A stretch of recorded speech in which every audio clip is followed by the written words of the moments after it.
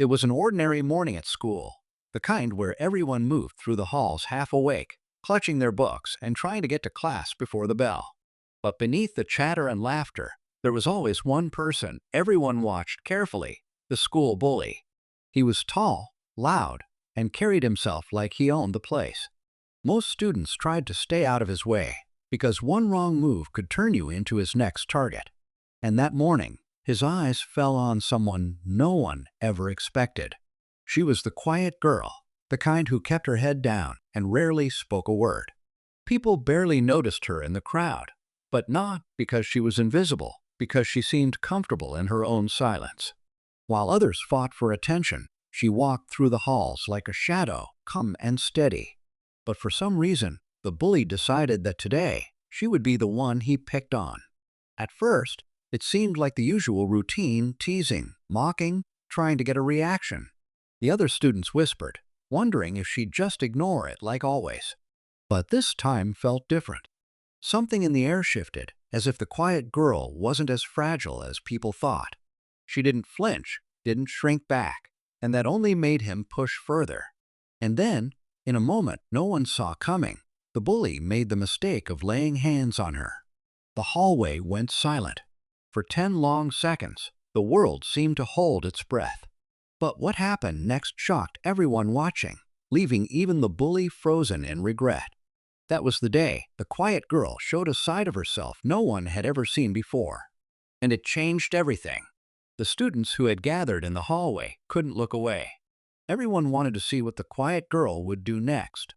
But at the same time, no one could understand why she was standing so calm after being pushed around. It wasn't anger they saw in her eyes. It was something else. Something steady, unshaken. The bully, who had made a reputation out of scaring people, suddenly looked like he wasn't as sure of himself anymore. For the first time, the balance of power in the hallway felt different. To really understand what was happening, you have to know who she was. She had transferred to the school only a few months back. Teachers said she was polite, hardworking, and always on time. Classmates described her as quiet, almost too quiet, as if she was carrying secrets she didn't want to share. Some said she lived alone with her grandmother. Others whispered about her past at another school, but no one truly knew. And maybe that was the very reason people didn't notice how strong she actually was. The bully, on the other hand, had grown up in that school.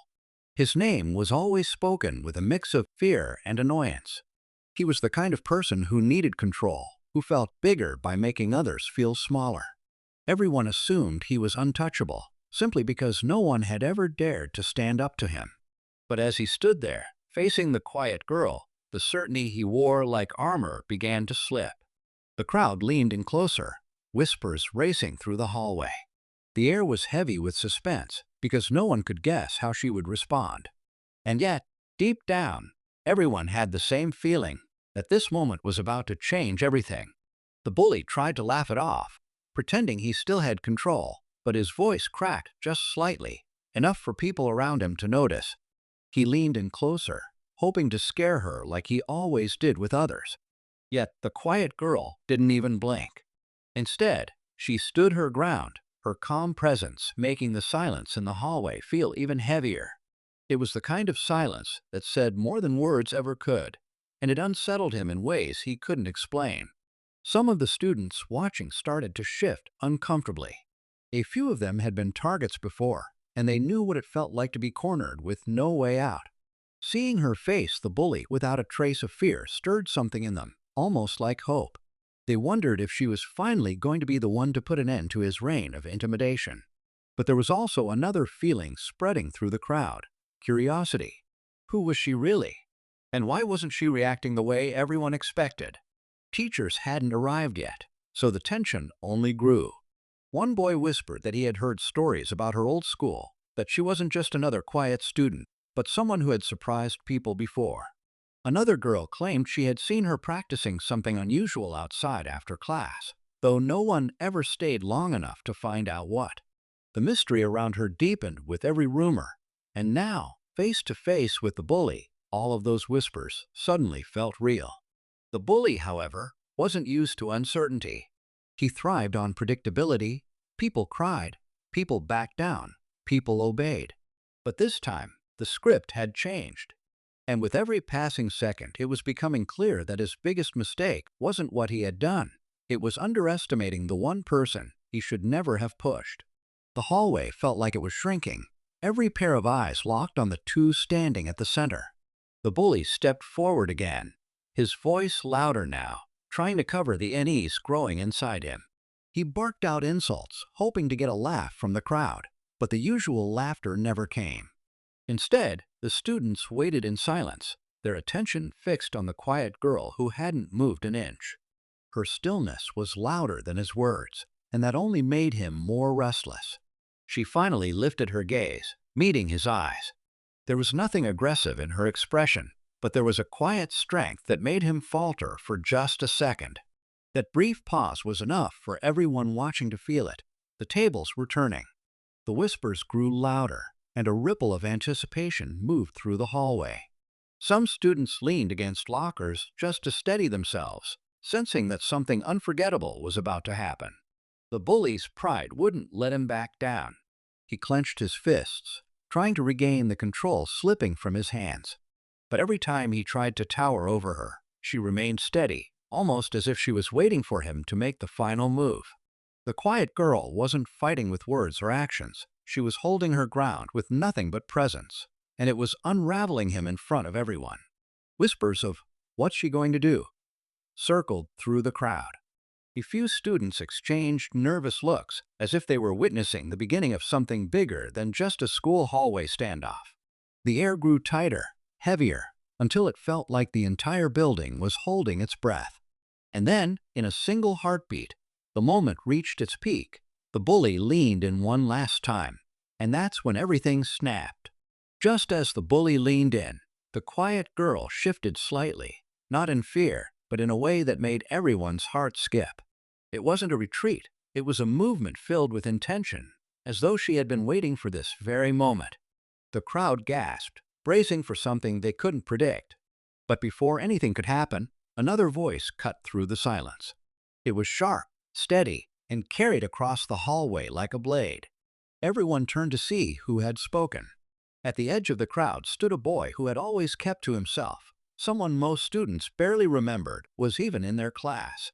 He was usually the last person to step into conflict, yet now he was staring straight at the bully, his expression unreadable. His sudden interruption threw the hallway into deeper suspense. "Enough," he said, his tone low but commanding. For a split second, it shifted the balance again. The students didn't know what stunned them more, the quiet girl's unshaken presence or the fact that someone else had just stepped into the fire. The bully's face hardened, his pride stung at being challenged not once, but now twice.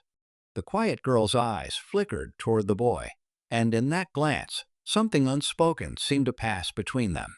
The crowd noticed too, and suddenly a new wave of curiosity swept over the students. Were they connected somehow? Did she know him? Had this all been leading up to something none of them understood?